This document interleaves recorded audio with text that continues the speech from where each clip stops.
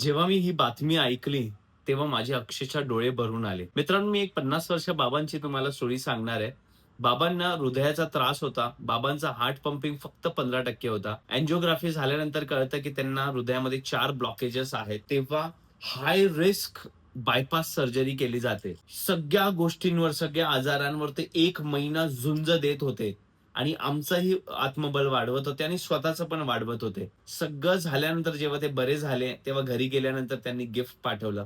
तुम्ही बघू शकता, की डॉक्टर पवन पाटील आणि असा लोगो पाठवला. जेव्हा मी गिफ्ट रिसीव्ह केलं, तेव्हा मला खूप छान वाटलं आणि नंतरच माझ्या ॲडमिनने मला सांगितलं, की ते 1 हफ्त्या अगोदर वारले. मी विचारलं, "कसे वारले? का वारले?" एवढ्या सगळ्या गोष्टीमधून ते बाहेर निघाल्यानंतर काय झालं?